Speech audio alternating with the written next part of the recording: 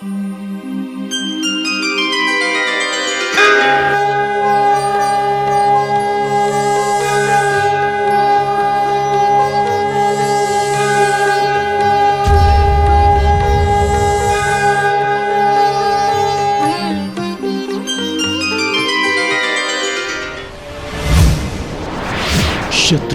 और पापों का नाश करता है श्री हनुमान पाठ। जानिए इसकी विधि और इससे जुड़े नियम। हिंदू पंचांग के अनुसार मंगलवार का दिन बेहद शुभ माना जाता है। धार्मिक मान्यता है कि जो व्यक्ति मंगलवार को बजरंग बली का पाठ करता है उसका कभी कोई नुकसान नहीं होता, वो सभी पापों से मुक्त हो जाता है। इसके साथ ही उसके आसपास भूत, पिशाच और दूसरी नकारात्मक शक्तियां नहीं भटकती हैं। इस पाठ को करने से आप कई तरह की समस्याओं से निजात पा सकते हैं, लेकिन बजरंग बाण का पाठ करते समय आपको इसकी विधि, नियम और सावधानियों के बारे में पूरी जानकारी होना आवश्यक होता है। आइए जानते हैं बजरंग बाण का पाठ करने की विधि और नियम। बजरंग बाण के पाठ की विधि। भगवान हनुमान प्रभु श्री राम के परम भक्त हैं, इसलिए बजरंग बाण में मुख्य रूप से भगवान राम की भी सौगंध के लिए कुछ पंक्तियां दी गई हैं। ऐसा माना जाता है कि जब भी आप श्री राम जी की सौगंध लेंगे तो हनुमान जी आपकी मदद जरूर करेंगे, इसलिए पाठ में इन पंक्तियों को जरूर पढ़ना चाहिए। इस प्रकार हैं प्रभु श्री राम की सौगंध की पंक्तियां।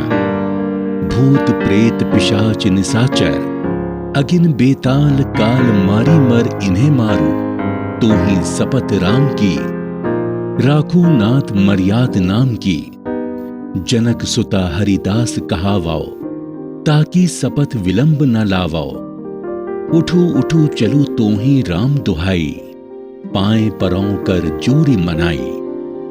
पाठ का संकल्प। जितनी बार बजरंग बाण पाठ का संकल्प लें उतनी बार रुद्राक्ष की माला से पाठ करें। अगर आप गिनती याद रख सकते हैं तो बिना माला के भी जाप कर सकते हैं। बजरंग का बाण पाठ करते समय ध्यान रखें कि शब्दों का उच्चारण साफ और स्पष्ट होना चाहिए।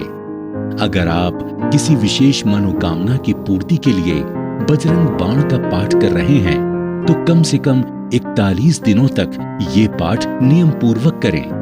पाठ के दिनों के दौरान विशेष रूप से लाल रंग के कपड़े धारण करें। आपको जितने दिन तक बजरंग बाण का पाठ करना हो उतने दिनों में ब्रह्मचर्य का पूर्णतया पालन करना जरूरी है। जितने दिन भी आपको बजरंग बाण का पाठ करना हो उतने दिनों तक किसी प्रकार का नशा या तामसिक चीजों का सेवन भूलकर भी नहीं करना चाहिए। हनुमान चालीसा पाठ नियम। मंगलवार के दिन सूर्योदय से पूर्व उठकर स्नान करके स्वच्छ वस्त्र धारण करें।